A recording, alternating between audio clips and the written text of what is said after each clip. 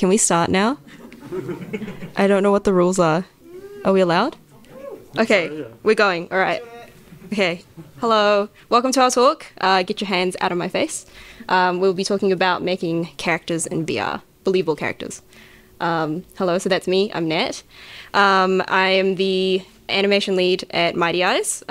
Before this, I was working at Conical, which was another VR AR company. So I've worked on like The Green Fairy, which was a mocap-based experience. I've been animating with mocap since I studied at AUT.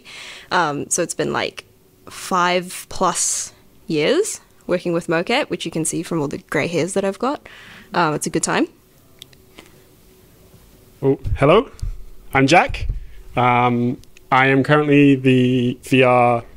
Oh, thank you. I'm currently working as both the technical game designer at Mighty Eyes, the studio that made Wanderer, and I'm a software engineering lecturer at Media Design School. And that's my head if you need it any bigger. During Wanderer, I was on the programming teams, and I had a pretty big hand in setting up all our characters on the programming side of it. So that's kind of why I'm here to talk to you alongside Nat. Cool. Next slide. So has everyone here played or seen Wanderer, kind of know what Wanderer is? Put your hand up if you haven't. Catch everyone out. So yeah, we've got the trailer. We just wanted to show it. We probably should have edited it a little bit shorter. It's 2 minutes long. It's 2 minutes long, but we're just going to play it and you guys can relax at 5 p.m. and just watch the trailer. Yeah. Just so you get an idea of what Wanderer is before we start. It's got good music. Thanks, James. And trailer. Greetings. If you're privileged enough to be viewing this film, that means you're about to become privy to an undertaking that has the potential to reshape the world as we know it.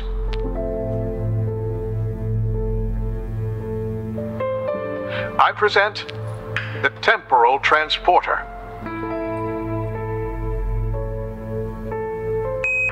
Eagle? This is Houston. We still have no response from you. We presume the worst.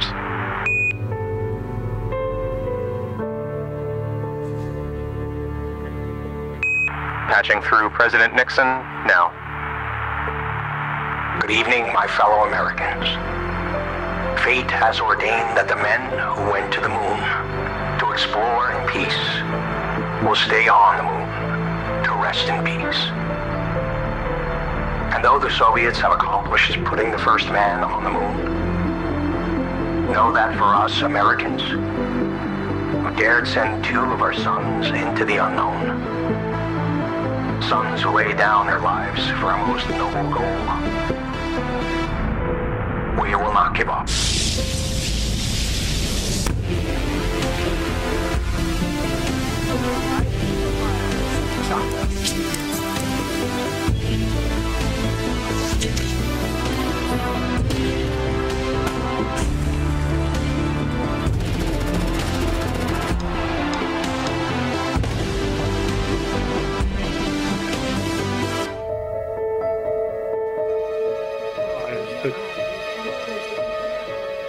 Sorry. That's it.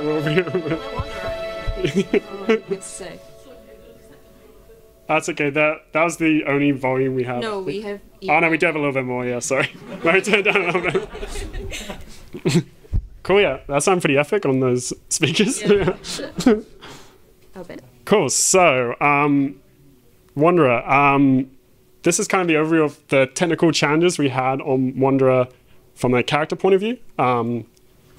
Some of those shots may be a bit sparse, just the scenes, but believe me, there's a large number of characters in the game. It's a narrative-driven game, and you're a silent protagonist, and the way that the narrative kind of unfolds is through characters and their actions to you. So yeah, one of the first challenges was just having a large number of characters doing a large number of animations.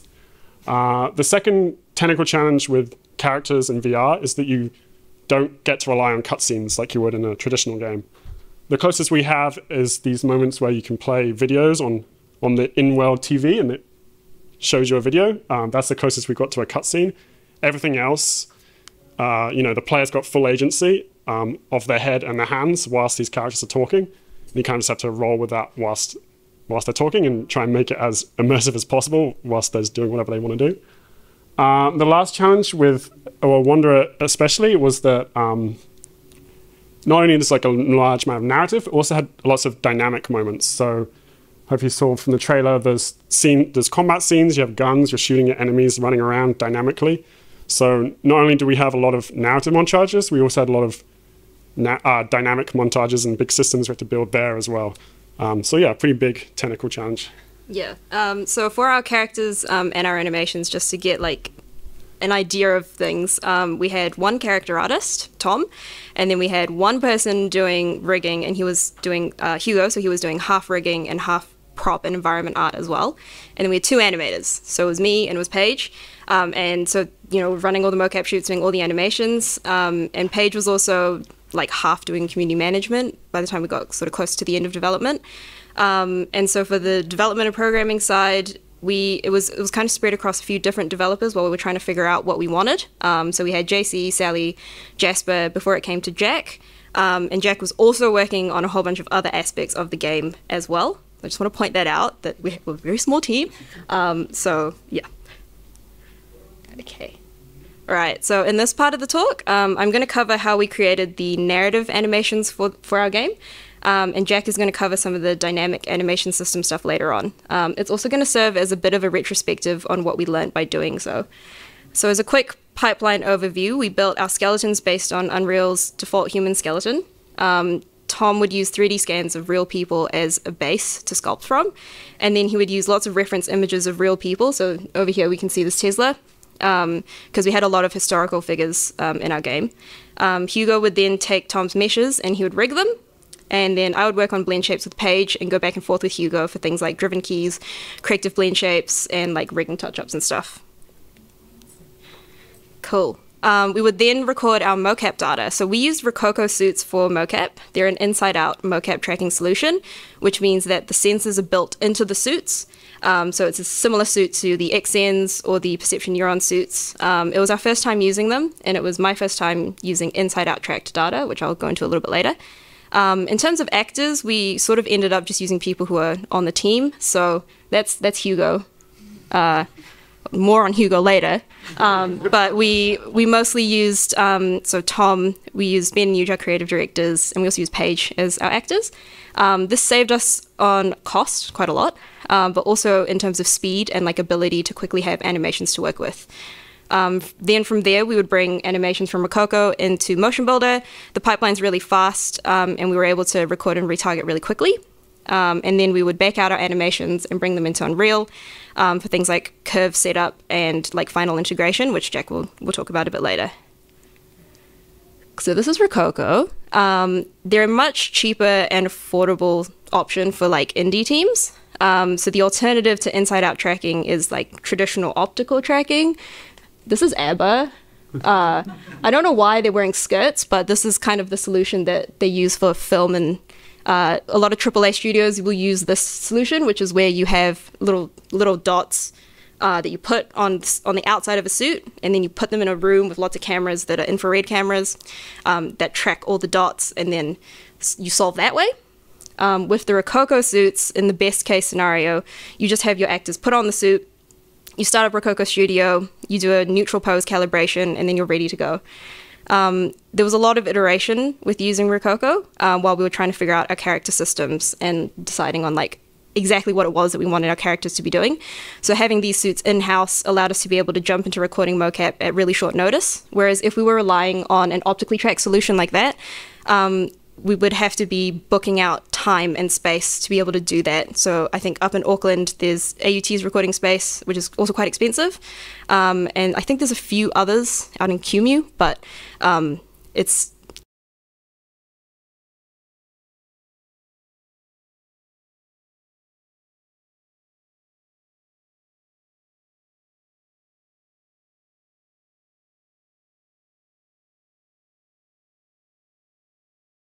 tools for things like drift fixing. You can treadmill characters. You can tell it when feet are making contact with the ground, and things like IK and toe bend are sort of built into that. So we would do a really minor amount of cleanup in Rococo before bringing it over into Motion Builder. Another benefit of using Rococo was that it had built-in seamless tools to live link into Unreal, which we were able to use to quickly block out actions and motion within the game scenes. So non-animators like our creative directors and our actors were able to jump into scenes in virtual production in order to get a feel for like characters and settings. This also helped for getting actors into the headspace of characters, as well as getting a feel for how much space they would need to complete certain actions. Okay, so you can see here, it's much easier for us to achieve realism this way, especially with our team being so small. So Amelia doesn't really have that much space to move around on this boat. So it was really, really helpful to pull this motion into Unreal so that we would properly block it out. Yeah, so it's Paige acting, and Tom sitting down the bottom there. So using Rococo wasn't without a lot of trial and error. The software was also being developed as we were developing. So we had to re-record some of our older footage. And I'm just going to go through some of these issues that we faced. Okay. So because they use inside-out tracking, they're using things called inertial measurement units, or IMUs, and gyroscopic sensors. So motion isn't exactly one-to-one accurate. So anything that's really specific doesn't get picked up. And there are situations where you can see drift or placement of joints aren't exactly one-to-one. So you can see here, we had our actor, I use the laser pointer, touching their elbow to their knee. And when he was recording that, obviously he was touching his elbow to his knee, but as you can see in the recording, that just wasn't happening.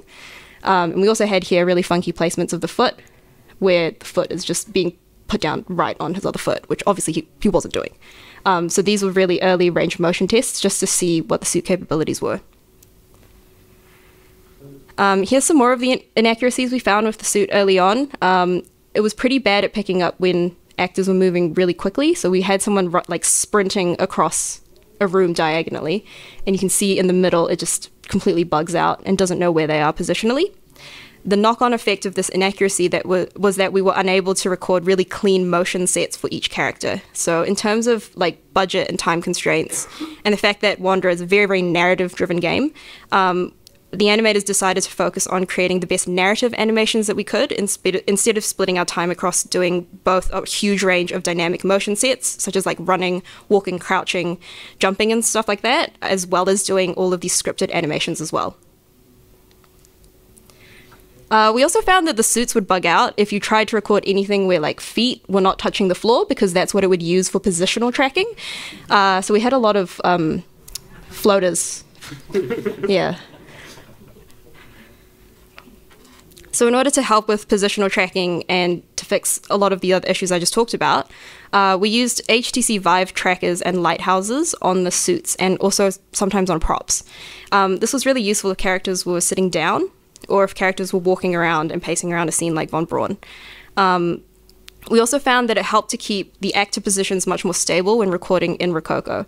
So using these Vive pucks, these trackers, is essentially merging an optically tracked solution with the inside-out tracking of Rococo. Unfortunately, the Rococo suits only have positional tracking data on the back of the actors. So if you can see there's a puck on Paige's back. So that's the only thing that you were able to track. We were kind of looking into if you could record like more accurate hand movement and things like that, but it just doesn't allow for that. In a lot of our behind-the-scenes footage of mocap, you'll see that our actors are still holding and using props within the capture space. This is in order to give a good idea of like the weight and feel of using a prop, because we found that it gives much more like realistic and accurate movement. So Paige here, Tom is sitting on the floor. You can't see it in the GIF, but Tom's holding up my bike, and Paige is like steering using the wheel of the bike, which was very, very useful, but also really painful to animate because of all the hand contact. Yeah, good time. So here you can see some of the motion in Motion Builder, where we weighed down the backpack that Hugo has on his back to mimic Yurei's heavy day pack when he's in the scene. Hugo was also banned after this from acting because his idea of realistic motion was to act like a crab. Yeah. And here's Tesla in his bright orange suit. This is a very early version of his animation, so you can see that his knees are actually way too low and his hips are like up here. So we did a lot of rigging back and forth. I wanted to show this just to show that, you know, these things aren't perfect first time. And I think it was also a recording that we did without the Vive trackers on the actor's back for positional tracking. So you can see that the weight on his hips looks really floaty. We had to do a lot of like key deleting to fix the noise on that. Yeah. Motion Builder is also not without problems. So here you can see I animate using animation layers, and I forgot to fix that. And so he looks like T-Rex. And we also had characters exploding all the time, which was really fun. Easy to fix, but just a good time. I do love Motion Builder very much, but along with every other Autodesk software, it crashes a lot and at random, but still a lot less than Maya. So I do have a whole bunch of like different tips and tricks for using Motion Builder, which I don't have time to go into today, but in my opinion, it's one of the best tools out there for animating mocap, since it was built to do that. It's got a very stripped back interface, which focuses on animation, and it's got very, very good animation layer tools. It also has human IK and pose libraries, which are very similar to Maya's. Okay, so now on to facial animation. I'll talk about this like quite briefly. Yeah. So for faces, we used Unreal Live Link to capture our facial performances. We started using Rococo's facial recording software, which is a very similar setup to Unreal's, but Unreal put out the app at a good time where we were able to test it immediately with the characters that we had, and the app is also free. So we just had to hook it all up to our characters on Unreal, which Sean did. And then we would export the recorded animations from Unreal to Motion Builder and into Maya, because Motion Builder doesn't read driven keys, which you need for things like corrective blend shapes. So we would animate entirely in Motion Builder and then export it to Maya, apply, bake down everything, and then bring it back into Unreal for final. So our blend shape pipeline made it really, really easy to record and export facial capture to any character, meaning we could record facial animations even if we didn't have that character ready for the dialogue. Here you can see all of Tesla's blend shapes. So it's using Apple AR Kit, which has a standard sort of 52 blend shapes. But I did make one extra, which was for a lip bite, which you can use for like any kind of like phonemes when a character's talking. And here you can see some of the blend shapes working in Motion Builder. It was all blend shape driven except for the eye joints and the jaw joint, which we also had the corrective and driven blend shapes for, which we set up in Maya. So you just animate with this. Very similar to Maya. And here you can see some of the driven keys and corrective blend shapes and secondary blend shapes that we created for our characters in Maya.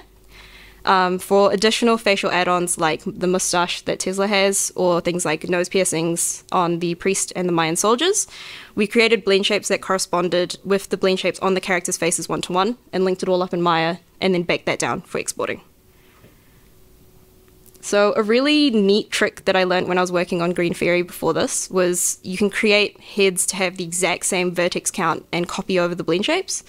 In Maya, you can reorder vertex numbers to be exactly the same on different meshes with the same vertex count. So it was very easy for us to copy over our blend shapes from one character head to another. Our tech artist Sean made us a script that was able to generate all of those blend shapes really, really quickly, but then it stopped working because Maya's a piece of shit. So we ended up having to duplicate heads manually after a while, which was so much fun. So from there, we could tweak our blend shapes to better match the look of characters. We found that the main points were eyelids making contact and the lip contact points and the mouth bags inside the characters' mouths.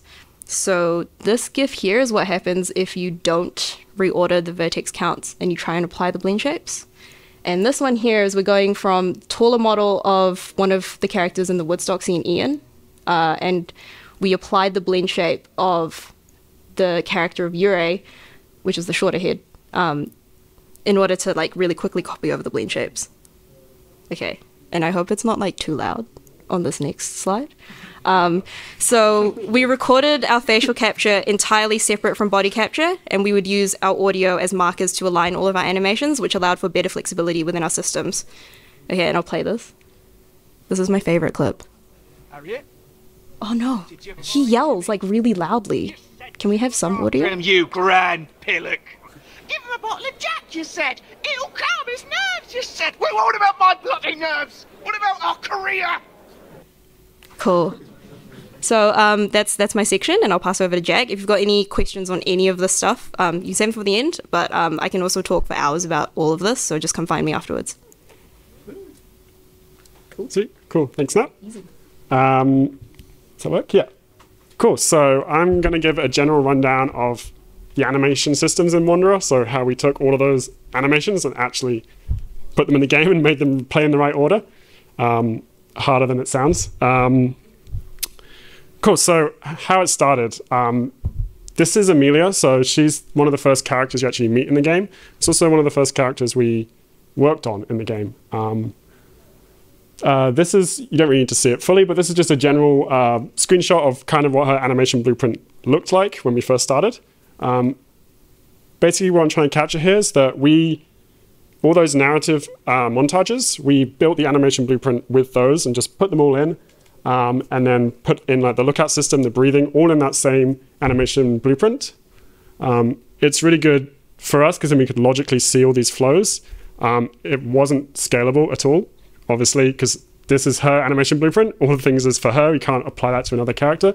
So when we started working on other characters, it just doesn't work, which is fine for like narrative animations, but for things like the breathe or the lookout system, you really need that to be, generic across all characters. Otherwise, you have to fix it in multiple places, right? So I kind of wanted to show you that to begin with. That's where we started, and then from there we figured out a way to solve that issue. So this is kind of our solution. Maybe not the most elegant solution, but this is what we went with. So starting on the left is our one narrative system. So it's not really part of the animation, but it's what drives the animation. So it's definitely really important when you're creating some sort of big grand system of how do you manage all these narrative animations. You really need to have what's actually telling the characters to animate as part of this system, as part of this pipeline, right? So we use Artisy for all of our narrative nodes. And it's basically kind of like Blueprint in Unreal. It's nodes that the narrative goes along. We had nodes for individual characters. So when you hit a node in Artisy, it would tell that character, and that character class would be listening for that node. And then from that class, they would, from within their own class, they would play those narrative montages. And then that would be blended, but in a generic animation blueprint. So we ended up with two. We had a lightweight ABP and a full ABP. I will go into what is in the full one, but the lightweight one is essentially for just characters who didn't need to run around or crouch or anything. This is no way perfect, but it worked for us, what we needed it to do, especially with the time we had. Cool. So this is the overview of our full animation blueprint. Very much an overview. Could probably spend a whole 50 minutes just on each section, especially the first one probably. But this is the pipeline of all the blends of the animations. So it starts from the start and then it blends all the way through and then it spits out the animation, the final pose of the character at the end.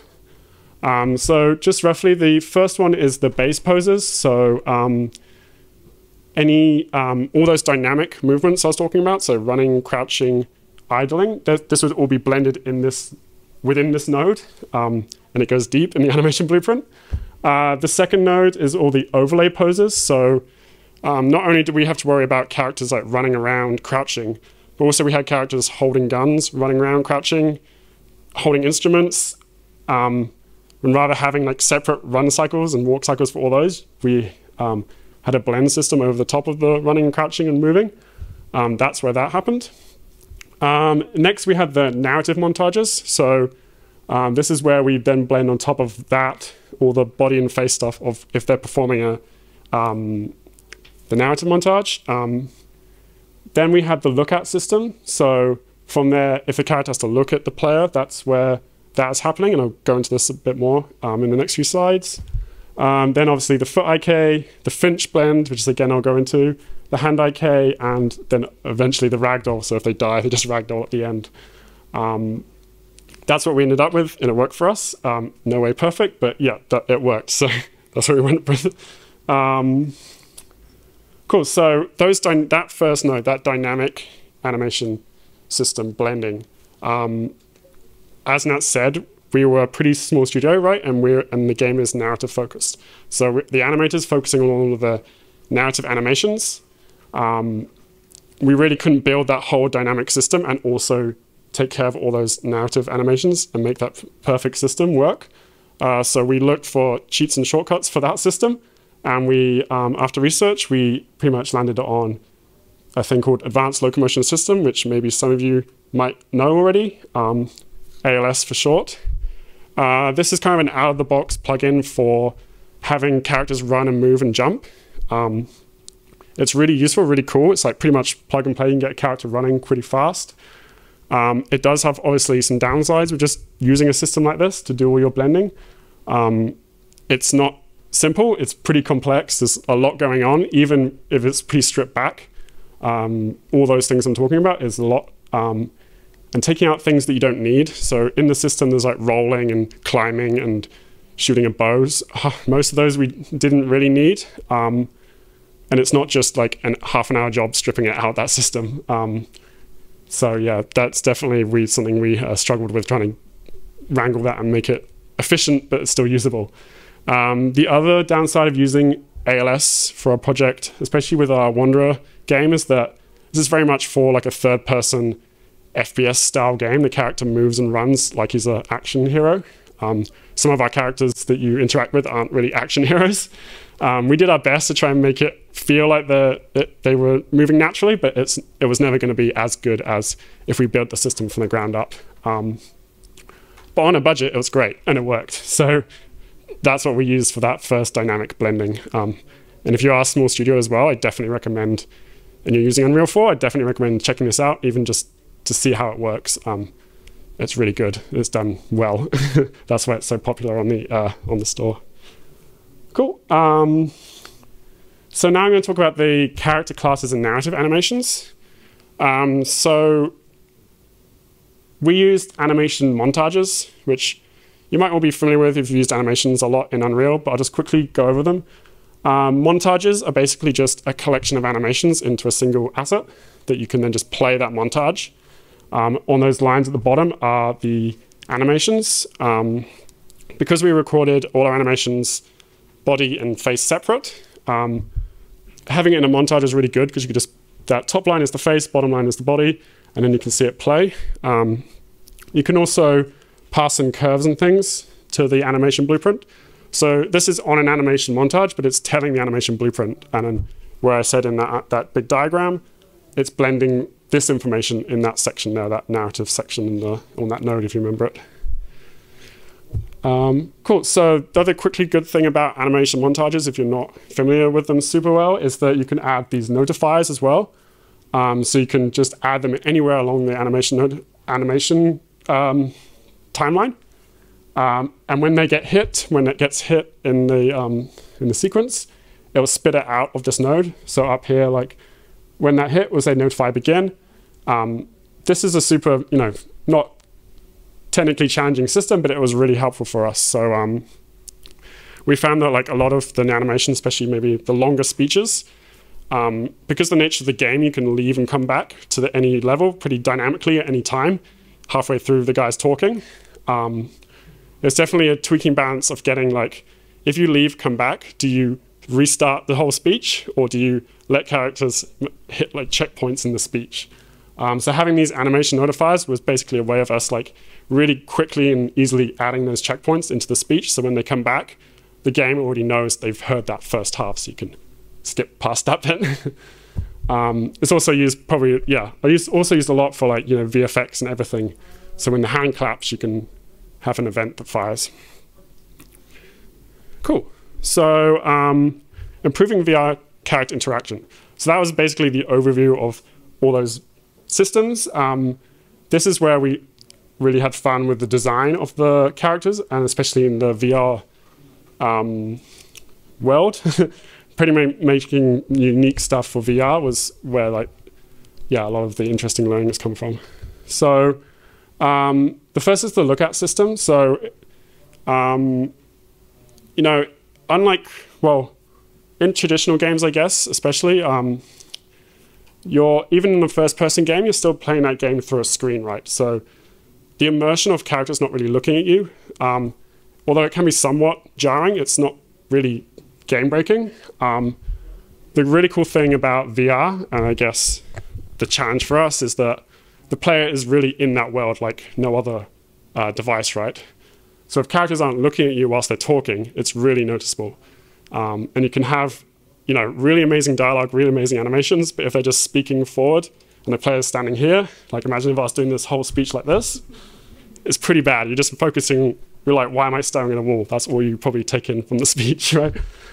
So having a really good lookout system was pretty key for us and where we put a lot of work. So again, this is just a snippet of the montage.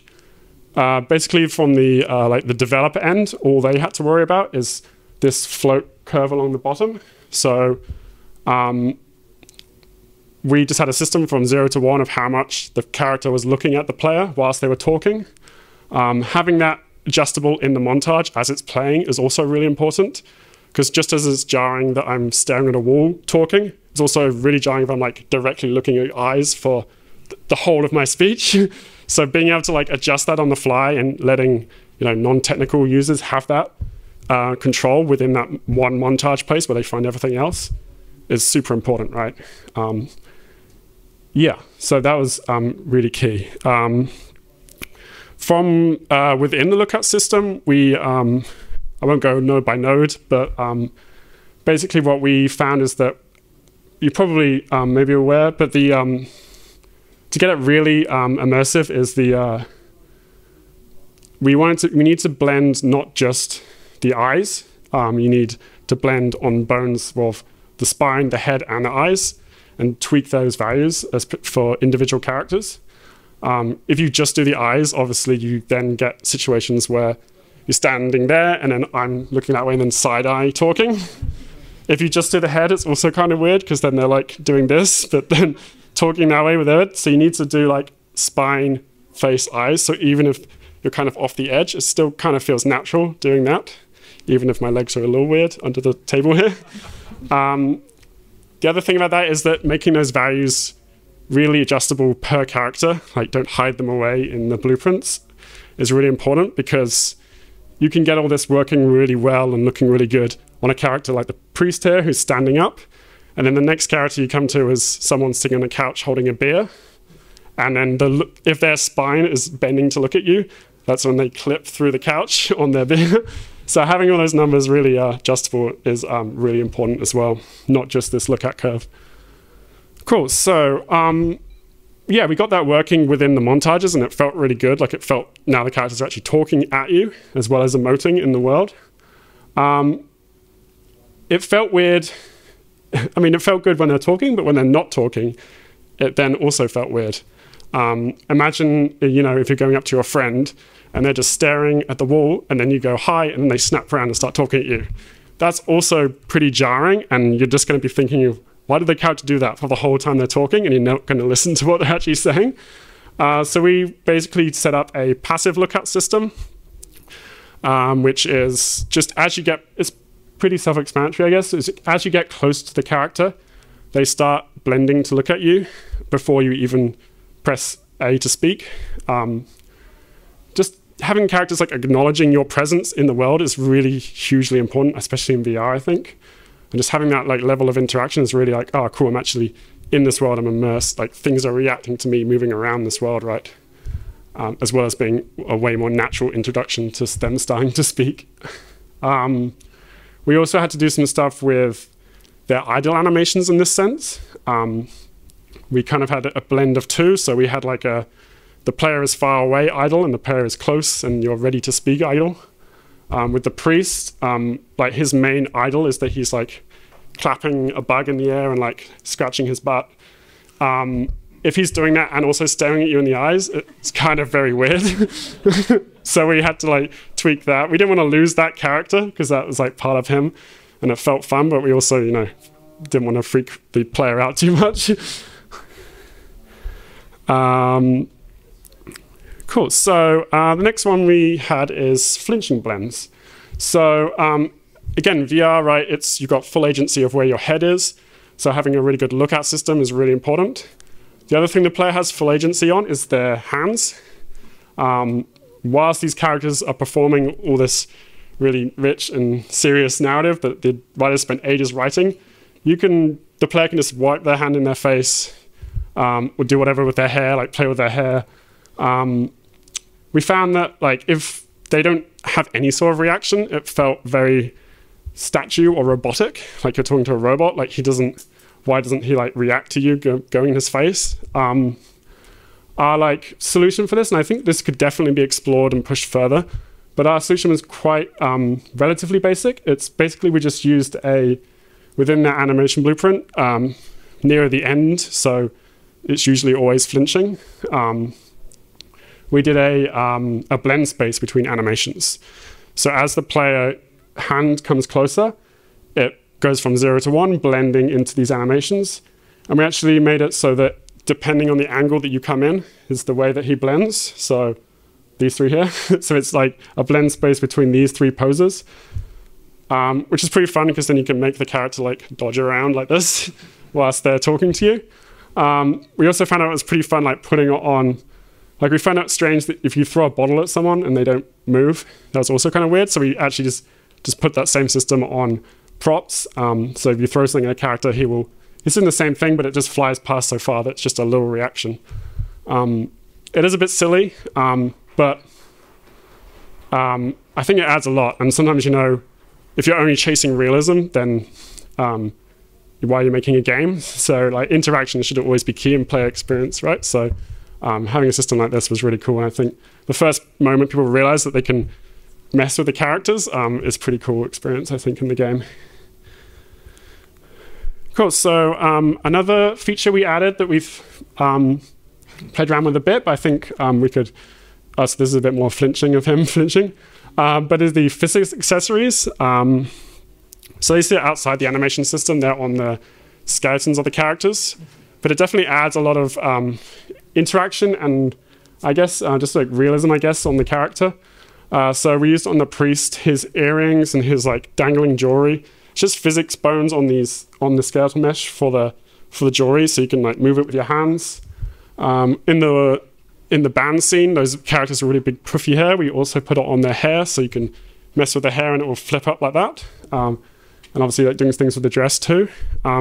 Just adding like all these little interactions that the player can do with their hand, even if it's on the character, like adds a lot of realism. And when they're obviously moving around in the scene, having things actually move with physics is pretty cool. Yeah. So this isn't Wanderer. Hopefully you can see. But this is just kind of the, like, I think this could be also pushed a lot further in VR. So this is VR chat. And they recently did a blog post about some of the new features they've added to their characters, which is essentially physics accessories, the same thing that we've got on our priest. So like the cat ears, having those bones physicalized, but locked rotations. This isn't physics bones, but this is more like overlap spheres, and then blending those eyes closed when you pet the dog or pet the furry. I think there's a lot here, like so like in Wanderer, like we haven't got any animals. Well, we got a frog, but having stuff like that. Oh, we got a crocodile. You can't pet the crocodile though. But I think there's still a lot of room here to experiment, and like just hand interaction is what VR is really about. So having that on the characters to make an interaction is really what you should be looking for, to making characters feel alive and immersive and responsive to you, right? So there's a lot more as well. So I've only talked about some of the fun features we looked about.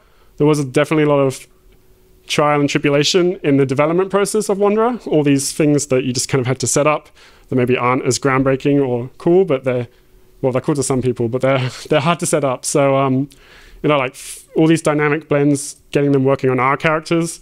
Hand-eye K was obviously a big thing for Wanderer, and we didn't quite nail it as well as we'd hoped, which is why I haven't talked about it today. But it's obviously a huge part of the development process. Not just setting those systems up, but also when they actually go into production and like, okay, we need the character to walk over here and push a button. The time it takes just to get that set up, even if your system is really good, is really something you shouldn't be skimping on, right? Like you need to make sure that you've got time to use these systems that you've made. because they guarantee that whatever you design for and create for, it's not going to work like straight away out the box when you actually get the characters to do that. Yeah, so great places to start. So with the dynamic systems, obviously Advanced Locomotion System, ALS, if you're looking to do an Unreal project, that's obviously a great place to start. For the future, Unreal 5, we're really excited about all the systems that they've shown off in the Lyra starter game. So one of the big things, if you remember with my animation blueprint, we had 2 animation blueprints, which was kind of optimized, but really not that optimized. Characters who just needed to walk then also had all of that crouching and jumping and stuff that they didn't need. All these new Unreal 5 character systems kind of does away with that. It's a lot more dynamic and a lot more like take what you need and make the animation system work like that. It's not so rigid as Unreal 4. So it's really exciting. And I think if you're going to start a fresh project now, go to Unreal 5, go to Lyra, see how they've done it, and just start playing around with it. And that's, yeah, kind of what we're doing as well right now. Future development. So these are some of the systems that, we're also looking at. And if you feel like you've kind of got a grasp of what I've already said, or wanting more, then I definitely would look into these things, because that's where we're kind of looking at with this dynamic system. So the first one is motion warping. With motion warping, it's where you animate based on a distance rather than, sorry, let me read my notes, where you animate based on distance rather than the time. Basically what it means in layman's terms is that you can more easily, well, you can solve the issue where in a dynamic system, characters won't always end up where they want to be. If you've got like a dynamic walking across a room and pushing a button, you can kind of fix that with motion warping. Motion matching is something we're really excited about, and the advancements in Unreal 5 with motion matching. That is basically just way more natural looking locomotion, which is like running across surfaces. The characters will use, just make it look really natural when they're stepping on maybe falling down paths. Physicalized animations, so I didn't show you anything about the ragdolling system in our game, because essentially our ragdolling is just turn on ragdolling when they die. Which isn't, it does the trick, but it's not that immersive, and it doesn't look that great. Physicalized animations, when you're blending animations and those ragdolling physics together, and you can do some really interesting things, not just death sequences. You can also do things like, if a character is climbing along a pipe, you can like ragdoll their legs, but then animate the upper half and then blend that all together, and it's really cool.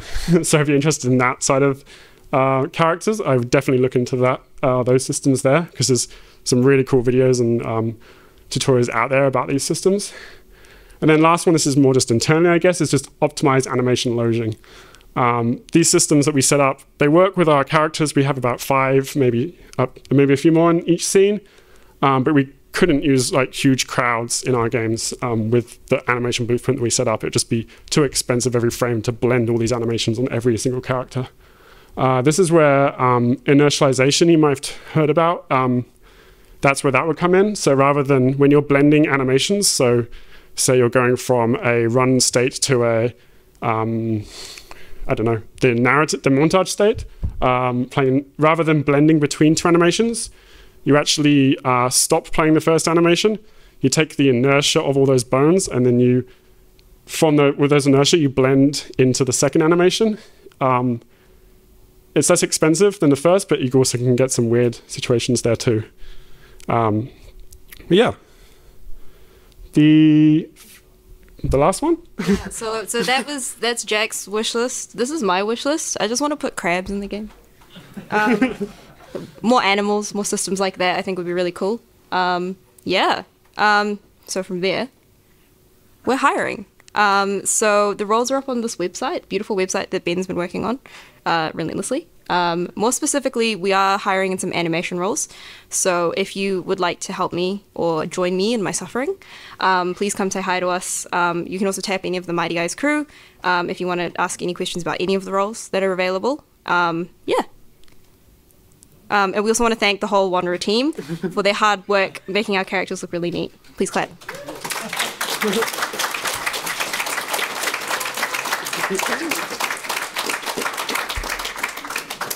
And if you have questions, you can ask us questions. And don't do this. Yeah. What ended up being your solution for headlock? Do you do like modifying bones, or do you do another blend space that you did for the flinch? It was a blend space. For the We ended up the doing blend flinch? space. Yeah, yeah. Yeah.